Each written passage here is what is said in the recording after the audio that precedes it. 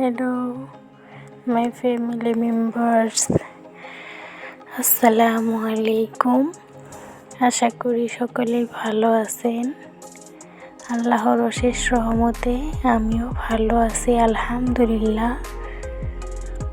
নতুন একটি ভিডিও নিয়ে হাজির হলাম। আশা করি সকলের কাছেই অনেক ভালো লাগবে। ভালো লাগলে অবশ্যই লাইক, কমেন্ট, শেয়ার করবেন এবং চ্যানেলটি সাবস্ক্রাইব করে দেবেন এবং কষ্ট করে না টেনে সম্পূর্ণ ভিডিওটা দেখার অনুরোধ রইল। তো এখানে আমি সকালের নাস্তা বানাচ্ছিলাম রুটি দিয়ে, আজকে ডিম দিয়ে খাবো। তো ডিম ভাজিটা আপনাদের সাথে শেয়ার করা হয়নি। তো এখানে আমি দেখলেনি তো কীভাবে আমি রুটি গুলি আর কি, যেটা বলে আটা গোলা, তো সেটাই আমি আর কি আপনাদের সাথে শেয়ার করলাম। এখন আমি রুটিগুলোকে সেঁকে নিচ্ছি। রুটিগুলো কিন্তু ভালোই হয়েছিল মোটামুটি। সকালের খাবার খাওয়া শেষ হলে বাজার নিয়ে আসছিল, সেটা আমি আর কি আপনাদের সাথে শেয়ার করছি। তো এখানে নিয়ে এসেছে আলু, কাঁচামরিচ, এগুলোই আমি আর কি আলাদা করে নিচ্ছি, যে আলুগুলো এক সাইডে রেখে দেব আর কাঁচামরিচগুলো অন্য সাইডে আর কি, এগুলো বুটিয়ে রাখতে হবে। তো আর কি এগুলো আমি এক সাইডে রেখে দিলাম। এখন অন্য ব্যাগে কি ছিল সেটাই আর কি ঢেলে নিচ্ছি। তো এখানে আমি দেখতে পেলাম রয়েছে সিম আর রয়েছে টমেটো, সাথে রয়েছে বেগুন। তো আমি এখন সিমগুলোকে আলাদা করে নেব, কারণ সবগুলো একসাথে রেখে দিলে নষ্ট হয়ে যাওয়ার সম্ভাবনা আছে। আর আমি এগুলো পলি করে রেখে ফ্রিজে রাখবো।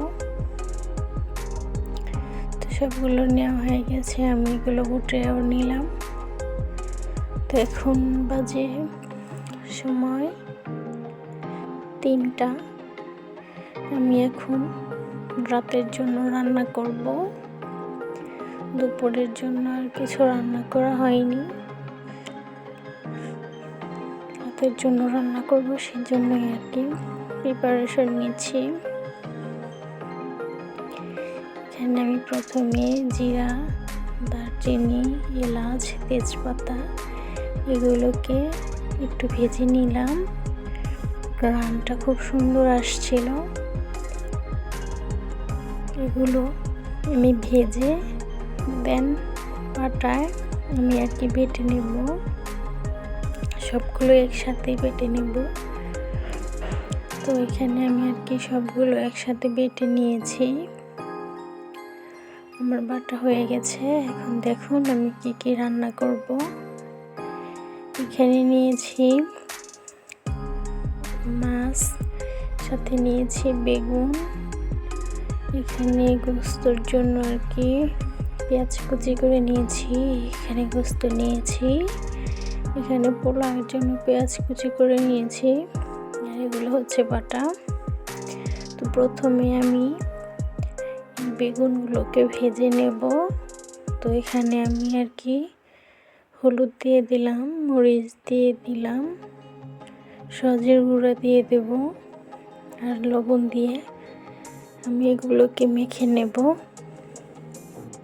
এদিকে আমি কড়াইতে তেল দিয়ে দিলাম যেন এটা গরম হতে থাকে, আর ওটাও আমি আর কি মেখে নেব। তো এখানে আমি মেখে নিচ্ছি। এতে চুলা গরম হয়ে যাবে, আমার মাখা হয়ে যাবে। আমার মাখা শেষ হয়ে গেছে, আমি এখন এক এক করে সব দিয়ে নেব। তো আমি উল্টে পাল্টে ভেজে নিলাম, এখন ভাজবো। মাছ ভাজিগুলো ভেজে নেব। তো এখানে আমি কড়াইতে মাছ ভাজিও দিয়ে নিয়েছি। এই দেখুন সবটাই ভাজি হয়ে গিয়েছে।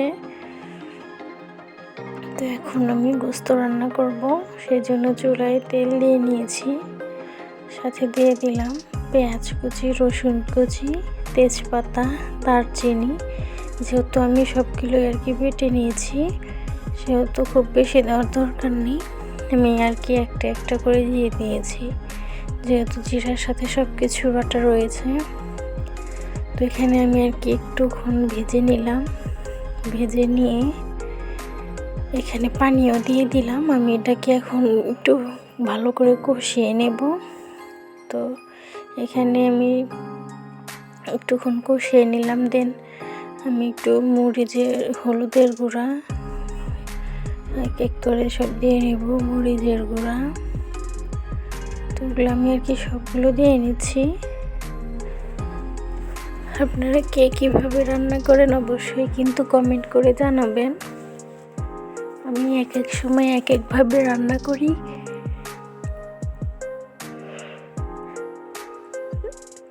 মাখিয়েও বসিয়ে দেই, আবার এইভাবে কষাও বসিয়ে দেই, আবার পেঁয়াজ বেটেও দেই। তো এইভাবে রান্না করলে আর কি পেঁয়াজটা একটু ভুনা ভুনা মানে আর কি বেশি হয়, মানে এই ঝোলটা একটু বেশি হয়। তো দেখুন আমার এখন কষানো হয়ে গেছে।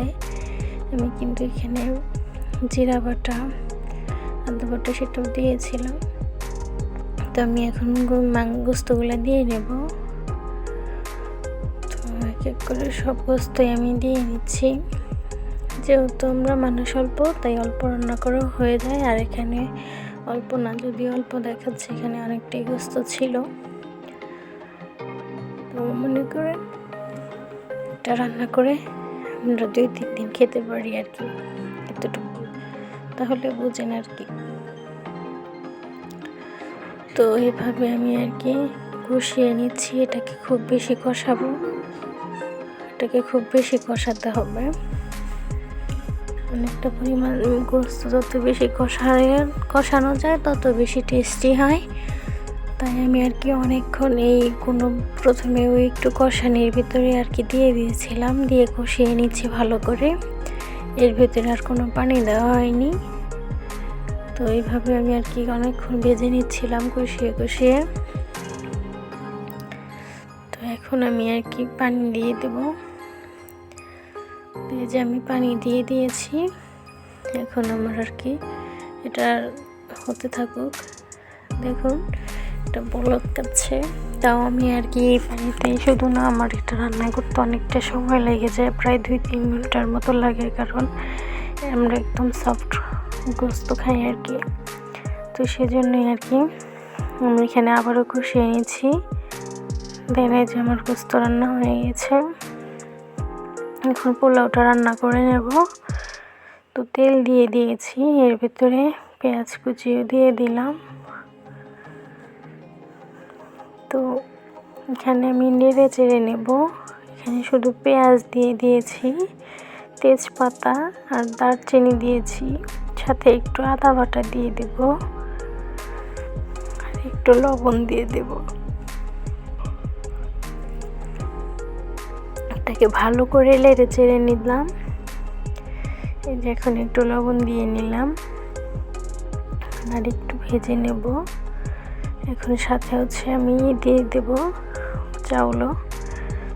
তো চাউল আমি সম্পূর্ণটা দিয়ে নেড়ে চেড়ে নিচ্ছি। এটাকে 2-1 মিনিটের মতো আর কি একটু ভেজে নেব, যেহেতু আমার নতুন চাউল, বেশিক্ষণ ভাজলে আর কি নরম হয়ে যাবে। তো আমি অল্প পরিমাণে পানি দিয়েছিলাম।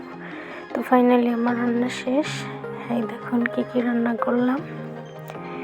গোস্ত, পোলাও, সাথে ছিল বেগুন ভাজি, মাছ ভাজি, আর এখানে ছিল টমেটো।